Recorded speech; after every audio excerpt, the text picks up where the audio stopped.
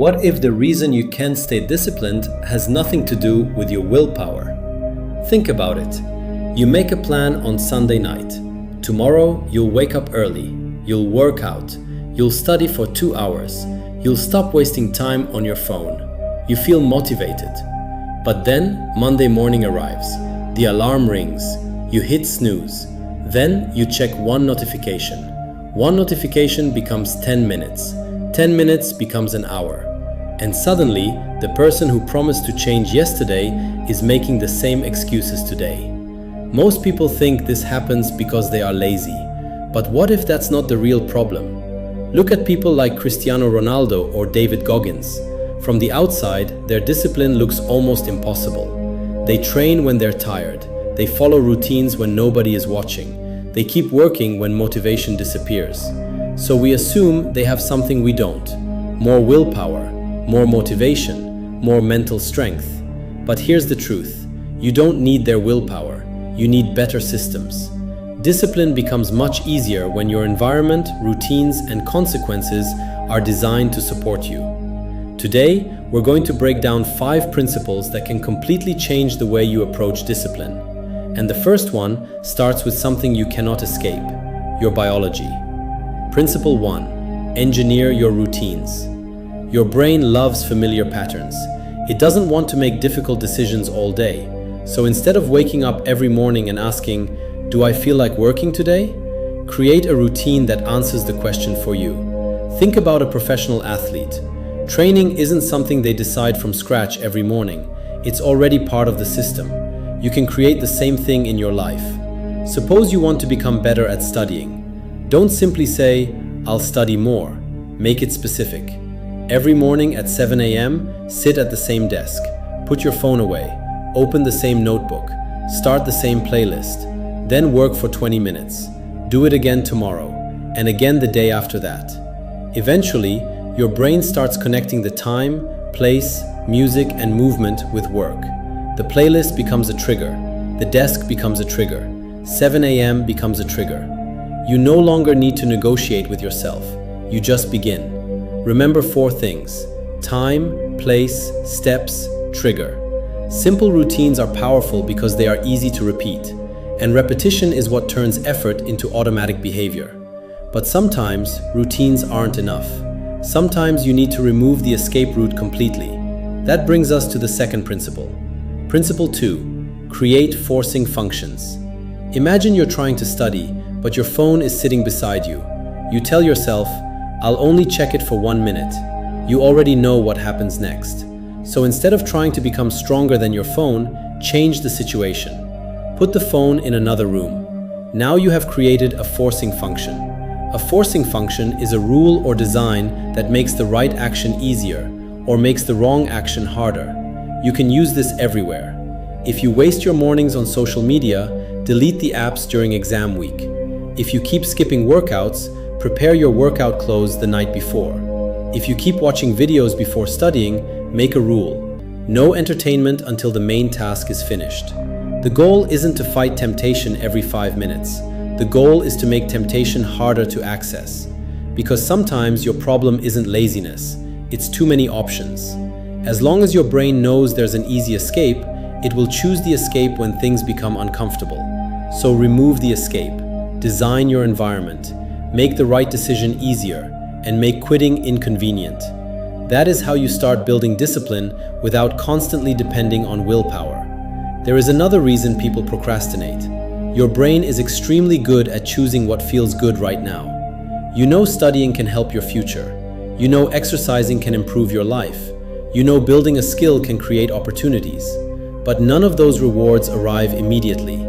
Your phone does. A video does. A game does. That's why the third principle is so important. Principle 3. Make future consequences feel immediate. Psychologists call one part of this hyperbolic discounting. In simple words, we tend to value an immediate reward more than a bigger reward that comes later. That's why someone can understand that an exam is important and still spend 3 hours scrolling. And your brain begins to say, maybe studying isn't so bad. Another method is a penalty contract. Let's say you promise to finish your assignment by 8 p.m. Give a trusted friend some money. Tell them, if I don't send you proof by 8 p.m., you keep it. Now the consequence isn't somewhere in the future, it exists today. You have made procrastination expensive, and that creates urgency. Principle 4. Prepare a checklist before pressure hits. Now think about your worst discipline days. They usually aren't the days when everything is going perfectly. They're the days when you're tired, stressed, distracted, or emotionally drained. That's when you start making small decisions that destroy your momentum. I'll skip today. I'll start tomorrow. I just need a short break. And those tiny decisions can turn into hours of wasted time. That's why professionals use checklists. Pilots use them. Surgeons use them. Why? Because when pressure increases, you don't want every decision to depend on memory or mood. You want a system. Create a checklist for the part of your day where you usually lose control. For example, imagine your evening normally disappears after 6 p.m. Instead of deciding what to do every few minutes, create a fixed sequence. 6 o'clock, workout. 6:30, shower. 7 o'clock, dinner. 7:30, study. 8:15, prepare tomorrow. Now you don't need to ask, what should I do next? The checklist already decided. Your job is simple. Follow it. This protects you from decision fatigue. And remember, you don't need a checklist for everything. Use it where you usually fail. If you always waste your evenings, build an evening checklist. If you always procrastinate before studying, create a study checklist. If your mornings disappear, build a morning checklist. The goal is to make the correct action automatic when your energy is low. And then comes the fifth principle. Principle 5. Repetition changes your default. Your brain learns from repetition. Every action you repeat is a form of training. If you repeatedly practice focus, focus becomes easier. But if you repeatedly check your phone every few minutes, you are training distraction. That's the uncomfortable truth. You may think you have a concentration problem, but sometimes you simply have a concentration habit that has been trained in the wrong direction. The good news is that the brain can adapt. You can train it again. Start with 3 rules. First, single tasking. 1 task, 1 screen, 1 objective. When you study, study. When you work, work. Stop switching constantly. Second, delay distraction. When you feel the urge to check your phone, wait 60 seconds. You are teaching your brain that an impulse is not a command. Third, focus blocks. Choose 1 task and work for 10 to 40 minutes without interruption. Start small. The goal isn't to prove how long you can suffer. The goal is to teach your brain what focused work feels like. Repeat that process again and again. Eventually, focus starts feeling less like a struggle and more like your normal state. Now put the 5 principles together. You don't need to wake up tomorrow and become a completely different person. You need to change the system that controls your everyday decisions. First, engineer your routines. Choose the time, choose the place, choose the steps, choose the trigger, then repeat. Don't make your routine complicated. Make it easy enough to survive your worst day. Complete 1 focused work block. Then do it again tomorrow and again, because your future isn't created by the person you say you want to become. It is created by the actions you repeat when nobody is watching.